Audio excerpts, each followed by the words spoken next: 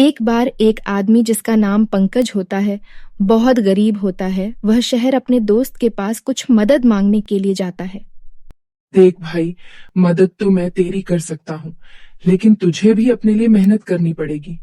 हाँ भाई, मैं खूब मेहनत करूंगा, बस तुम मेरा काम धंधा सेट करवा दो। हाँ भाई, इस दिल्ली शहर में खाने पीने का बहुत अच्छा काम है और तुम भी अच्छा खाना बनाते हो।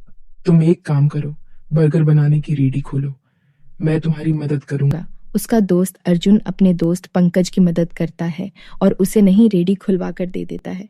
और पंकज भी खूब मेहनत से मन लगाकर काम करने लगता है और उसका काम भी अच्छा खासा चल पड़ता है। एक दिन दोपहर को एक बुढ़ी औरत पंकज के पास आती है। अरे बेटा, मुझे बहुत भूख लग रही है और मैं बहुत गरीब हूँ। प्लीज मेरी थोड़ी हेल्प कर दो, मुझे कुछ खाने को दे दो। पंकज उस बूढ़ी औरत को एक बर्गर खाने के लिए दे देता है। वह बूढ़ी औरत बर्गर लेकर चली जाती है। थोड़ा आगे जाने पर वह बूढ़ी औरत एक खतरनाक डायन में बदल जाती है। अरे आज तो मैं भी बर्गर खाऊंगी, मेरी सारी डायन सहेलियां इसकी बहुत तारीफ करती हैं।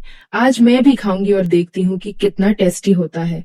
वह डायन बर्गर खा लेती है। वह बर्गर उसे बहुत ही टेस्टी लगता है।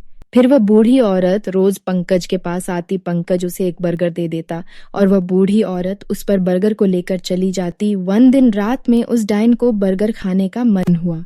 अरे मुझे क्या हो रहा है, इतनी रात को मेरा बर्गर खाने को क्यों मन कर रहा है? अब इतनी रात को बर्गर कहाँ मिलेगा? एक काम करती हूँ, उसी आदमी की दुकान पर जाकर देखती हूँ, शायद मुझे बर्गर मिल जाए। और वह डायन पंकज की रेडी पर जाकर बर्गर देखती है। उसे वहां बहुत सारे बर्गर मिल जाते हैं और वह सारे बर्गर खाकर उसके पैकेट नीचे फेंक देती है। दूसरे दिन पंकज आकर देखता है कि किसी ने सारे बर्गर खा लिए हैं और वह सोचता है, लगता है चोरों ने मेरे सारे बर्गर खा लिए। आज तो बहुत नुकसान हो गया और पंकज अपने घर आ जाता है। अगली रात को फिर वो डायन आकर उसके सारे बर्गर खा जाती है और अब यह रोज ही होने लगता है। इससे पंकज को भारी नुकसान होने लगता है और एक दिन वह उदास होकर बैठा होता है कि उसका दोस्त अर्जुन आ जाता है और उससे पूछता है, अरे पंकज, क्या हुआ? तुम उदास क्यों बैठे हो? क्या बताऊं? अर्जुन भैया, बहुत नुकसान हो रहा है। कोई चोर आकर रोज रोज मेरे रेडी से बर्गर चोरी करके ले जाते हैं, जिसकी वजह से मुझे बहुत नुकसान हो रहा है। अच्छा तो ये बात है, एक काम करते हैं, आज हम चुपके से रात को देखते हैं कि तुम्हारे बर्गर आखिर खाता कौन है या चोरी कौन करता है। उसी रात को वह दोनों चुपके से रेडी को देखने लगते हैं। कुछ ही देर में वही बूढ़ी औरत वहां आती है और एक एक करके बर्गर खाने शुरू कर देती है। अरे यह तो वही बूढ़ी औरत है जो रोज मुझसे बर्गर लेकर जाती है, यही मेरा नुकसान कर रही है। सच ही कहा है किसी ने, भलाई का तो आज जमाना ही नहीं रहा। वह दोनों उस बुढ़ी औरत के पास आ जाते हैं। अरे वाह बुढ़िया, रोज मैं तेरी मदद करता हूँ और तू मुझे ही नुकसान पहुंचा रही है। शर्म आनी चाहिए तुझे। वह बुढ़ी औरत हंसने लगती है। अरे मुझे क्या शर्म आएगी, मैं तो एक डायन हूँ जो तेरे बर्गर खाने के लिए तेरे पास आती हूँ। शुक्र कर कि मैंने तुझे अभी तक जिंदा छोड़ा हुआ है, क्योंकि तू बर्गर बहुत अच्छे बनाता है। इतना कहते ही बूढ़ी औरत अपने असली डायन रूप में आ जाती है।